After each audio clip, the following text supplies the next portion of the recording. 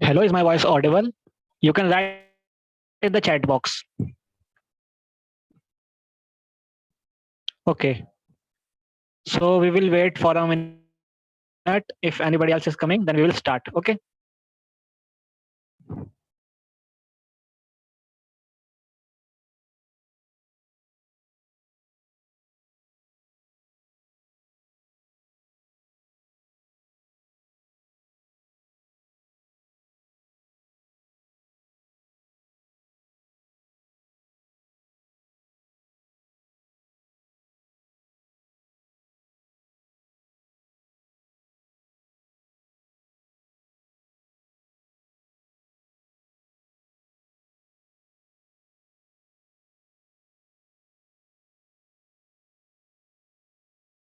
My name is Himanshu and I will be teaching you law of torts and family law. Okay.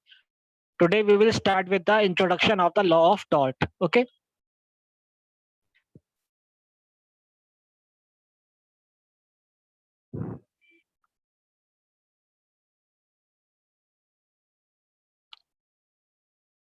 I think we should start. Okay.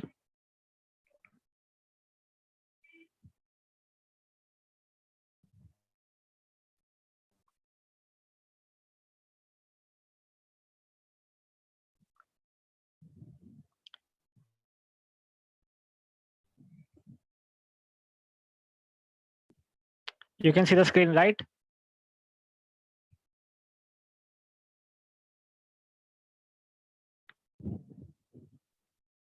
Hello. Can you see the screen?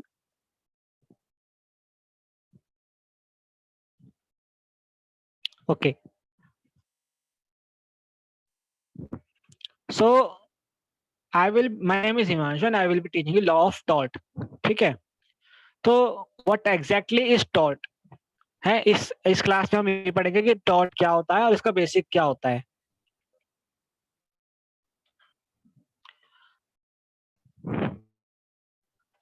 तो उसका introduction है. The word टॉट has its origin in Latin word tortum which means to twist. जो word टॉट है इसका जो origin है वो लैटिन वर्ड से है, टॉर्टम से, जिसका मतलब है ट्विस्ट करना. ट्विस्ट मतलब जो वो चीज जो सीधी नहीं है, मतलब वो चीज जो सही नहीं है.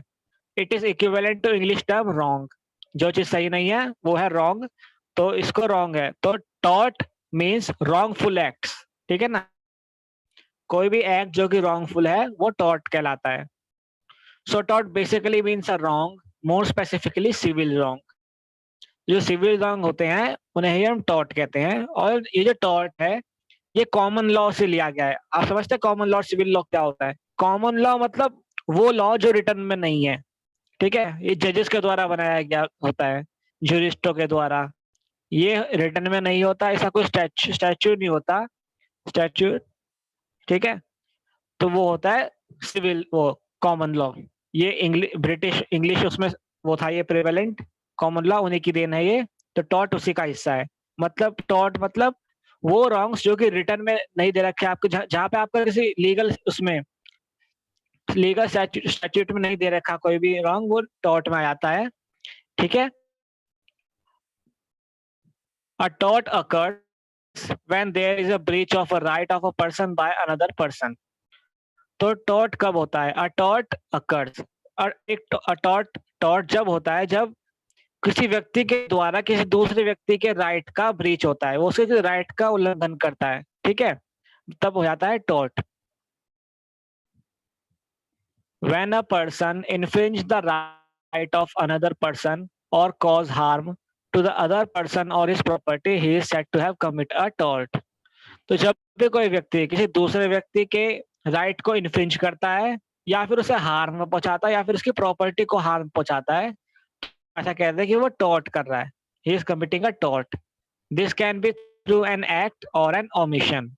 ये किसी एक्ट के द्वारा हो सकता है, मतलब तुमने कोई चीज करी, उससे किसी को चोट पहुंच गई तो वो आ जाएगा टॉर्ट, वो एक्ट में आ जाएगा. और एन ओमिशन. ओमिशन मतलब कोई चीज नहीं करना. जैसे तुम्हारी कोई चीज तुम्हें करनी चाहिए थी वो तुम नहीं करी, जिसकी वजह से किसी को चोट लग गई. ठीक है. तो ये हो जाएगा ओमिशन. तो कोई भी एक्ट या फिर कोई ओमिशन जिससे किसी दूसरे व्यक्ति के राइट को इन्फ्रिंजमेंट होता है, उसके उसको हार्म पहुंचता है या फिर उसकी प्रॉपर्टी को हार्म पहुंचता है, तो वो एक्ट और ओमिशन रॉन्गफुल कहा जाएगा और उस सिचुएशन को टॉर्ट कहेंगे। ठीक है, कोई क्वेश्चन है अभी तक यहाँ तक?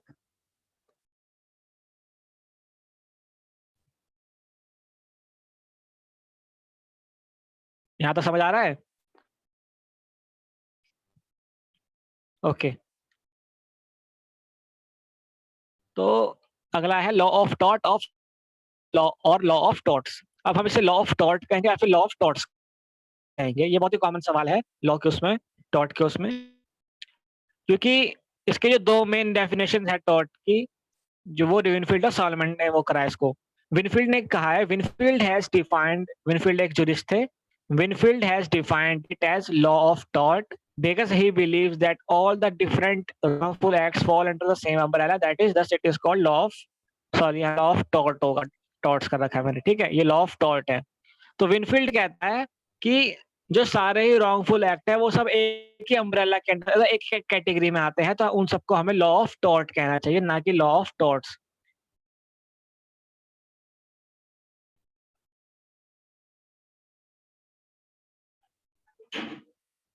ठीक है, और सालमेंट, सालमेंट कहता है, Salmond on the other hand called it law of torts because he said that every wrongful act is different from other and has different characteristics. Thus, it is not right to put them in same box. Therefore, they are law of torts, that is different kind of torts. और जो Salmond है वो कहता है कि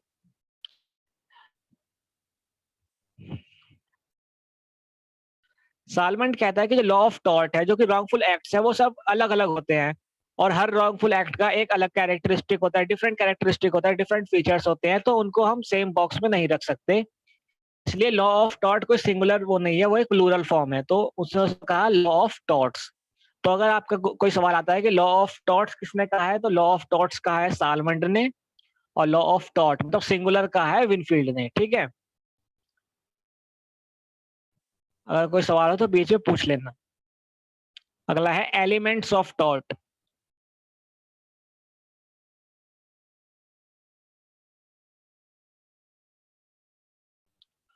tort has three elements. Okay, tort के mainly three elements होते हैं। वेट अ मिनट, हाँ ओके ओके, रिकॉर्ड हो रहा है। टॉर्ट के मेनली थ्री एलिमेंट्स होते हैं। सबसे पहला एलिमेंट है रॉन्गफुल एक्ट और ओमिशन। रॉन्गफुल एक्ट और ओमिशन वो एक्ट होता है जिसको आपको करने का अधिकार नहीं है, जिससे दूसरे व्यक्ति को चोट पहुंच सके। ठीक है, any act whereby which you infringe the right of another person or cause harm to him in person or his property, that is an wrongful act or an wrongful omission. Act और omission में फर्क, वो difference समझ में आ गया? Act मतलब कोई चीज जो तुम करते हो, ओमिशन मतलब जो चीज तुम्हें करनी चाहिए थी वो तुम नहीं करते। जैसे कि मेंटेनेंस, अगर आप, आपकी ड्यूटी मेंटेनेंस करने की है, अगर आप उसको नहीं करोगे तो वो हो सकता है कि वहां पे कोई हादसा हो जाए, कोई एक्सीडेंट हो जाए, है ना? तो वहां पे ओमिशन का अगर आप करेंगे तो वो रॉन्गफुल ओमिशन होगा। तो इस तरह से ओमिशन भी रॉन्गफुल होता है और एक्ट भी रॉन्गफुल हो सकता है। तो पहला एलिमेंट हो गया रॉन्गफुल एक्ट और ओमिशन। सेकंड एलिमेंट हो गया लीगल इंजरी। ये बहुत जरूरी चीज है। अगर रॉन्गफुल एक्ट और ओमिशन से किसी को इंजरी नहीं हुई तो वो कोई फाइल ही नहीं कर सकता, क्योंकि टॉर्ट के तीन चीज जरूरी है, रॉन्गफुल एक्ट और ओमिशन, कोई रॉन्गफुल एक्ट होना चाहिए, लीगल इंजरी, किसी को इंजरी पहुंचनी चाहिए, और लीगल इंजरी मतलब वो इंजरी जो कि राइटफुल है, जिसके आप पर वो करने का अधिकार है, वो होती है लीगल इंजरी, जिसमें आप केस फाइल कर सके, है ना? उस इंजरी पे वो इंजरी जिसके लिए आप कोर्ट को वो कर सकते हैं अप्रोच, वो हो जाएगी लीगल इंजरी आपकी। तो ये हो गया सेकंड एलिमेंट। और थर्ड एलिमेंट हो जाएगा लीगल रेमेडी। जो अगर आप कोई रॉन्गफुल एक्ट है, उससे आपको इंजरी हुई है, तो उसकी लीगल रेमेडी भी होनी चाहिए। अगर ये तीन चीजें हैं, है ना, तभी आपका टॉर्ट कॉन्स्टिट्यूट होगा। यहाँ तक समझ आ गया? ओके, नेक्स्ट इज यूबी जेस एबी रेमेडियम। ये एक लॉ की मैक्सिम है और ये बहुत ही इंपॉर्टेंट मैक्सिम है, ये बहुत बार इसके बारे में पेपरों में आ चुका है। जो पूरा टॉर्ट का जो कंसेप्ट है वो इसी पे based. The concept of tort is based on Latin maxim ubi jus abi remedium, which states that where there is right, there is a remedy. मतलब ubi jus abi remedium का मतलब होता है कि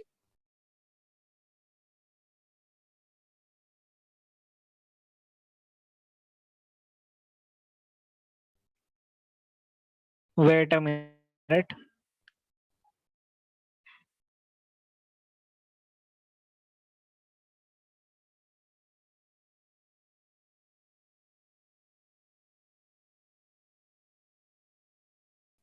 wait a minute.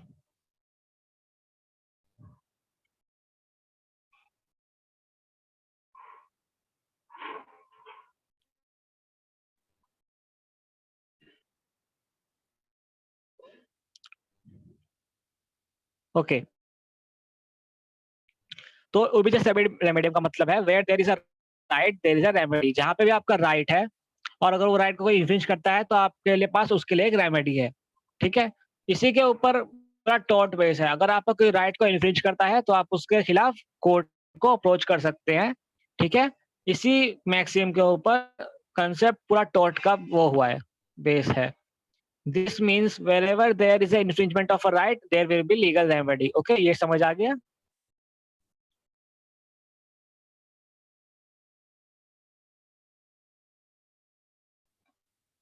Next thing is right in rem. Right in rem भी important concept है। Tort is based on right in RAM. Right in RAM means right duties of a person towards the world instead of a specific individual. तो right in RAM का मतलब होता है कि आपका right जो है वो पूरे वर्ल्ड के प्रति है। आपका राइट या फिर आपकी ड्यूटी पूरे वर्ल्ड के प्रति है, किसी एक व्यक्ति के प्रति नहीं है। Unlike contract, there is a right in persona, which means right duties towards specific individual. Tort is based on right in RAM. अगर आप कॉन्ट्रैक्ट देखें तो कॉन्ट्रैक्ट में क्या होता है, कॉन्ट्रैक्ट दो व्यक्तियों के बीच में होता है, तो वो दोनों व्यक्ति एक दूसरे के प्रति वो हैं जिम्मेदार, ठीक है, रिस्पॉन्सिबल। कोई थर्ड व्यक्ति उस पर वो नहीं कर सकता क्योंकि वो क्या हो जाएगा, प्रिविटी ऑफ कॉन्ट्रैक्ट। जो कॉन्ट्रैक्ट में पार्टी है वही स्यू कर सकता है। ठीक है, तो इसमें क्या होता है, कॉन्ट्रैक्ट में राइट इन पर्सोना, पर्सनल राइट, राइट इन पर्सनल, तो वो जो उसका राइट है वो एक ही व्यक्ति के प्रति होगा। लेकिन टॉर्ट जो होता है उसमें होता है राइट इन रैम। आपका राइट पूरे वर्ल्ड के प्रति होता है। आपका ये राइट और ड्यूटी है कि आप किसी को हार्म ना पहुंचाए, चाहे आप उस व्यक्ति को जानते हो या ना जानते हो। तो ये जो ड्यूटी है आपकी, ये पूरे वर्ल्ड के प्रति होती है, किसी को हार्म ना पहुंचाए।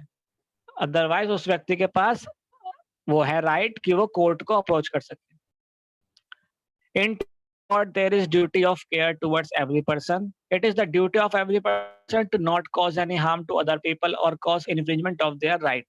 And if he or she does any wrongful act or omission which result in harm to other person, then that person has a right to seek legal remedy, which is generally in form of compensation.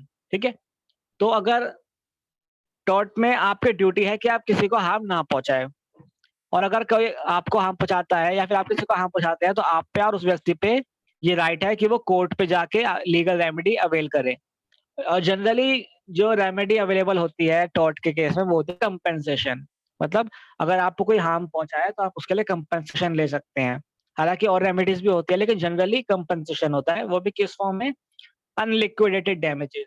अब एक जो होती है liquidated damages और होता है unliquidated damages.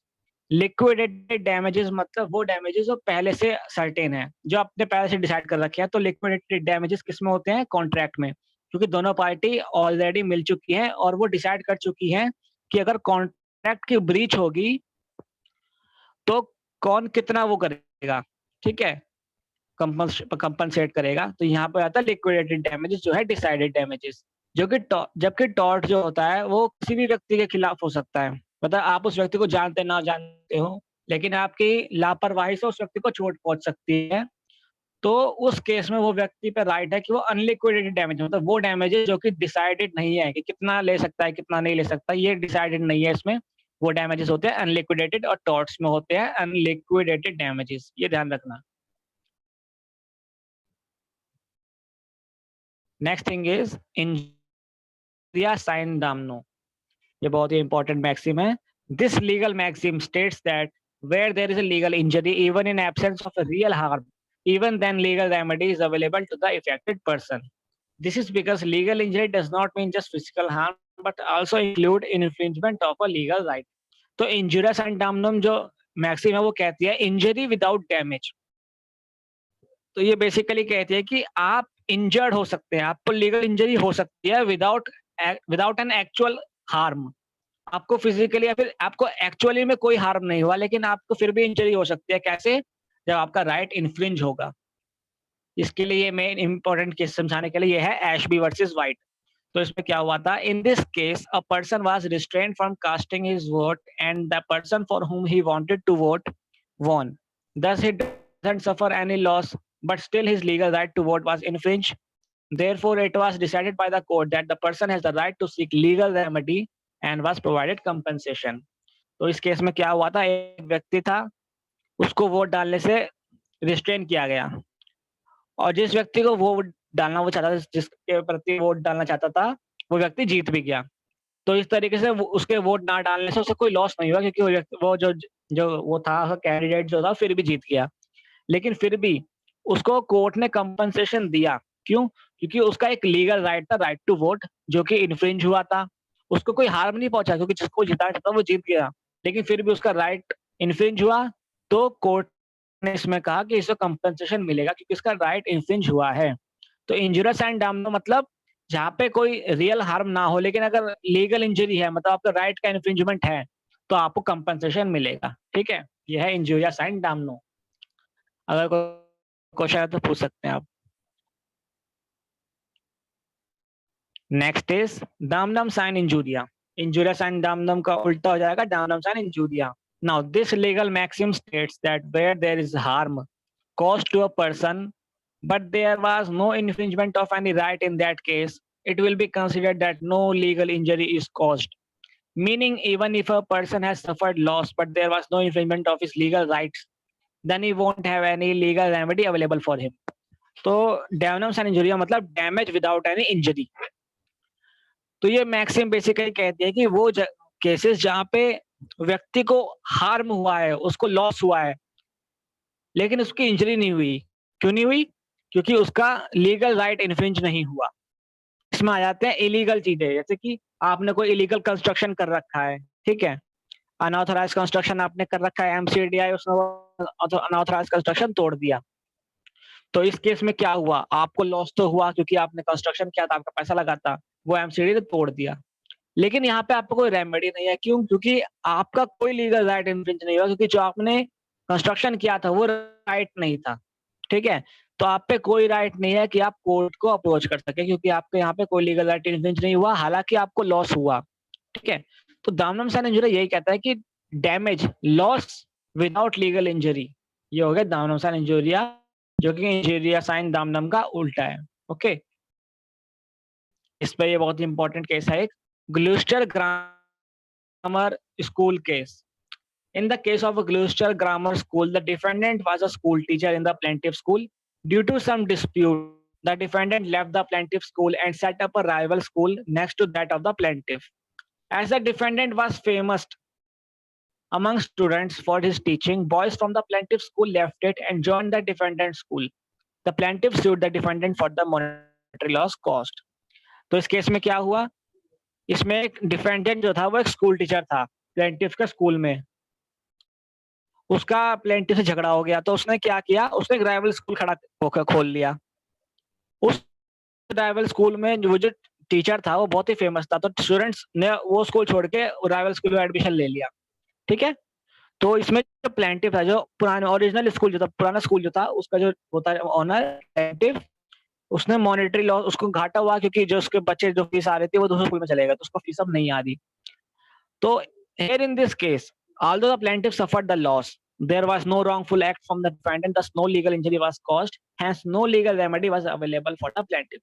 तो इस केस में प्लेंटिफ को लॉस तो हुआ, लेकिन इसमें रॉन्गफुल एक्ट कोई सा भी नहीं था डिफेंडेंट की तरफ से, तो लीगल इंजरी वाज कॉज। तो इसमें जो इंजरी थी वो लीगल नहीं थी, तो इसमें नो लीगल इंजरी कॉज नहीं हुई थी। तो इसमें जो प्लेंटिफ था उसके पास कोई रेमेडी अवेलेबल नहीं थी, तो उसको कुछ कंपनसेशन नहीं मिला, उसका केस डिसमिस हो गया। ओके, समझ आ रहा है? इंजूरिया साइन दामनम और दामनम साइन इंजूरिया दोनों इंपॉर्टेंट कंसेप्ट है बहुत ही। नेक्स्ट थिंग है लीगल रेमेडी इन टॉर्ट। हालांकि मैंने आपको ऑलरेडी इस बारे में बता दिया। Legal remedy in tort is generally in form of unliquidated damages. This is because unlike contract where there is settled agreement between the two parties and the damages in case of breach can be stipulated, tort is based on right in rem. Thus duty is toward the world in general and therefore no damage is predetermined. Thus damages are in unliquidated form on the basis of harm caused or severity of the wrongful act or omission. तो tort मैंने already बता दिया आपको। Legal remedy होती है unliquidated damages. ये contract तो है नहीं जिसमें दो व्यक्ति के बीच में एग्रीमेंट हुआ है और उन्होंने ऑलरेडी डिसाइड कर लिया कि अगर कोई भी कॉन्ट्रैक्ट को ब्रीच करेगा वो इतने पैसे एज अ पेनल्टी भरेगा। टॉर्ट में तो आप दूसरे व्यक्ति को जानते नहीं, पहले आप उससे मिले नहीं, फिर भी आपने उसको हार्म पहुंचा दिया। तो इसमें क्या होगा, अनलिक्विडेटेड फॉर्म में डैमेज होगा, मतलब जो कि पहले से डिसाइडेड नहीं है on the basis of what कि कितना हार्म पहुंचा है और जो रॉन्गफुल एक्ट था वो कितना सिवियर, मतलब कितना ग्रॉस और कितना वो है, वो खतरनाक है, संगीन है, मतलब है ना। ये चीज डिटरमाइन करेंगे आपका डैमेजेस कितना होगा। समझ आ रहा है यहाँ तक? Any question you can ask.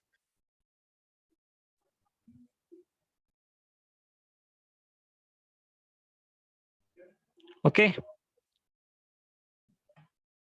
so now we will see in tort in a nutshell. So what is tort in a nutshell? Tort is basically a civil wrong.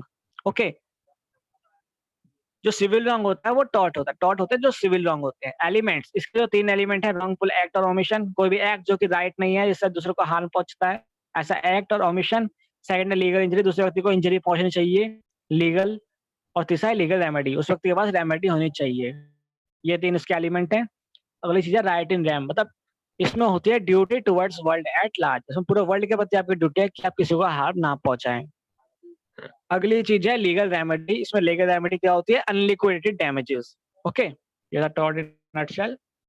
Next thing is parties in a suit. ये चीज आपको जानना जरूरी है कि किसी भी suit में जो पार्टीज है उन्हें क्या कहते हैं। Okay, so when a suit is first filed, the party filing the suit is called plaintiff and the defending party or parties are called defendant. तो जब भी कोई सूट फाइल होता है तो जो पार्टी सूट फाइल करती है उसे कहते हैं प्लेंटिफ, ठीक है। और जो डिफेंडिंग पार्टी है जिसके खिलाफ सूट फाइल हो रहा है उसे कहते हैं डिफेंडेंट। तो जो फाइलिंग पार्टी है उसे कहते हैं प्लेंटिफ और जिसके खिलाफ फाइल हुआ है उसे कहते हैं defendant. And when an appeal is filed, the person filing the appeal is called appellant and the responding party is called respondent.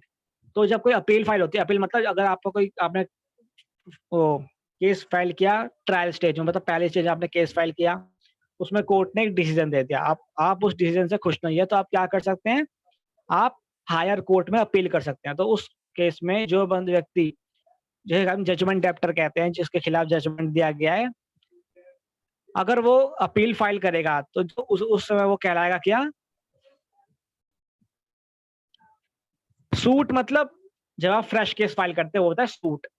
Appeal मतलब जब आपका एक जजमेंट आ चुका है उस केस के ऊपर और आप उस जजमेंट के खिलाफ हायर कोर्ट में अपील कर हायर कोर्ट में अपील फाइल करते हैं, उसे कहते हैं अपील। जिसमें आप उस जजमेंट को, वो डिग्री को वो करते हैं चैलेंज कि ये सही तरह से पास नहीं हुई, ठीक है, वो होती है अपील। और जो व्यक्ति अपील फाइल करता है वो कहते हैं एपेलेंट। और जो रिस्पॉन्डिंग पार्टी जिसके खिलाफ अपील फाइल होती है उसे हम कहते हैं रिस्पॉन्डेंट। ओके, यहाँ पे सिचुएशन चेंज हो जाती है, जिसने फाइल किया वो अपेलेंट और जिसके खिलाफ फाइल हुआ वो है रिस्पोंडेंट। अब इनमें से कोई भी हो सकता है। अगर प्लेंटिफ ने जो केस फाइल किया उसके खिलाफ केस हो गया, मतलब उसको रिलीफ नहीं मिला, तो इस केस में अपेलेंट हो जाएगा क्योंकि उसने अपील फाइल करी। और अगर उसको रिलीफ मिल गया तो डिफेंडेंट है वो अपील फाइल कर सकता है, तो उस केस में डिफेंडेंट अपेलेंट हो जाएगा, प्लेंटिफ रिस्पोंडेंट। ओके, यही है मेन चीज इसमें। आज इंट्रोडक्शन में इतना ही पढ़ेंगे। मैं कुछ प्रीवियस ईयर क्वेश्चन आपको दिखा देता हूँ, ठीक है। आपको कोई सवाल है तो पूछ सकते हैं आप। Any question?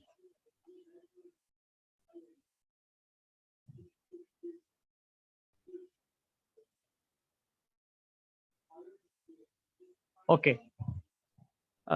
So what is a tort? Here are the 4 options: a wrongful act, civil wrong, a civil as well as a criminal wrong, a civil wrong redressable by unliquidated damages. तो इसका answer क्या होगा?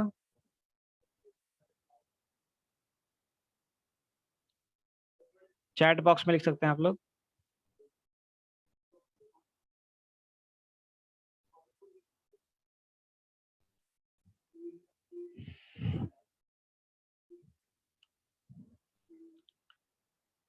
Yes, D is the right answer.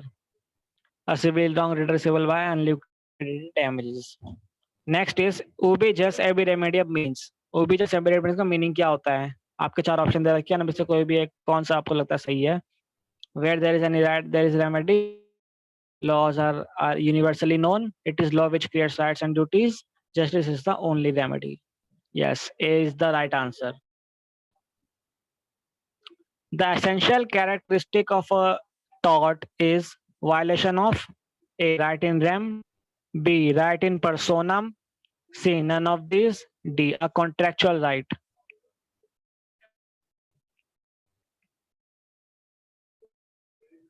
इसका answer क्या होगा? Yes, इसका answer है right in rem. मतलब right which is at world which is against the world at large. Next is a right available, तो वही आ गया. Next करते हैं इसको. One against whom a case is filed as, जिसके खिलाफ केस फाइल होता है उसे क्या कहते हैं? ये टॉर्ट के हिसाब से कहना है आपको. Yes, yes, defendant is the right answer. A civil suit, the person who files a suit and the person against whom it is filed is called.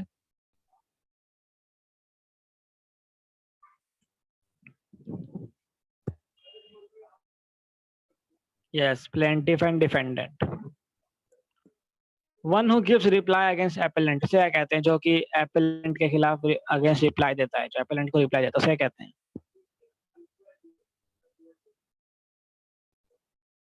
Yes, yes, respondent is the right answer. In tort, the remedy is.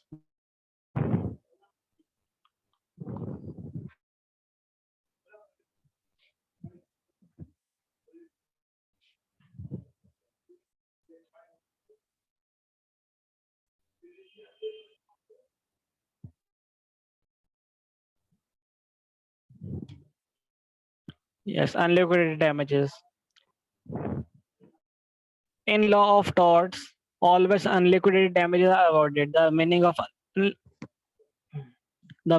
unliquidated is.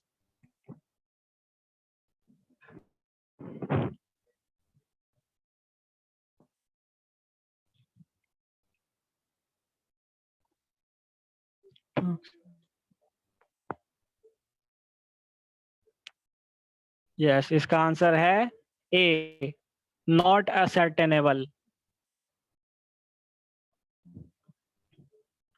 Next है in the event of violation of any legal right, the aggrieved party is entitled to recover damages as determined by the court. The object of awarding damages to the aggrieved party is to put him in the same position in which he would have been if the wrong would not have been committed. Damages are therefore assessed on that basis. इसका क्या होगा?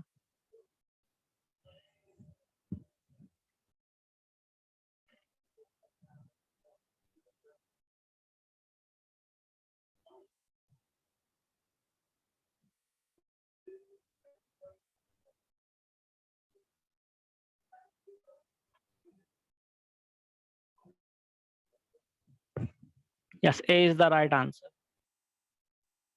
A and R both are true, and R is the correct explanation of A. Legal principle is the violation of legal right without damage give rise to tort. X runs a medical coaching center. ये उस case के ऊपर ही based है, देखो. And charges ₹2 lakh per annum as fee. Y started another medical coaching center and started charging ₹1 lakh per annum fee for competing with X. This act of Y compelled X to reduce his charge to such ₹1 lakh. Can X claim damages from Y?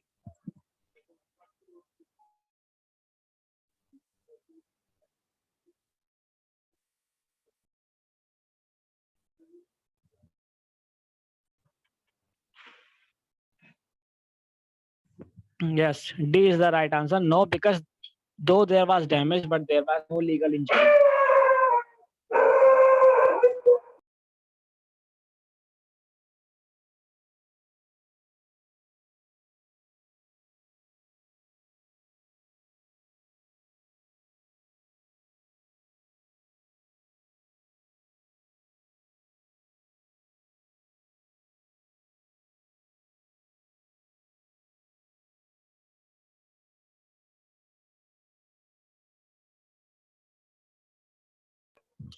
Hello okay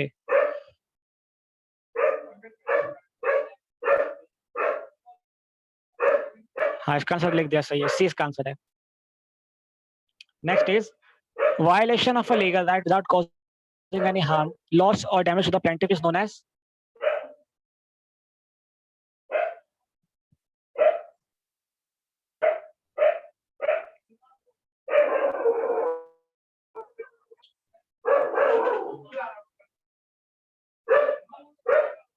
yes A is the right answer injurious and no okay इतने question है ठीक है ना तो मैं आपको ये PDF share कर दूंगा इसमें आपका लॉ ऑफ टॉर्ट का बेसिक इंट्रोडक्शन दे रखा है कि उसमें लॉ ऑफ टॉर्ट बेसिकली क्या है इसके बेसिक प्रिंसिपल्स क्या हैं है ना और इस जिसकी मैक्सिम है किसके ऊपर ये बेस्ड है वो क्या है ठीक है ना ये था आपका इंट्रोडक्शन लॉ ऑफ टॉर्ट का नेक्स्ट क्लास में वेडनेसडे लूंगा उसमें फैमिली लॉ पढ़ाऊंगा ओके उसके बाद जो क्लास होगी उसमें फिर टॉर्ट दोबारा पढ़ेंगे उसमें पढ़ेंगे टॉर्ट में different type of torts okay okay तो आज की क्लास से रिलेटेड को अगर कोई क्वेश्चन है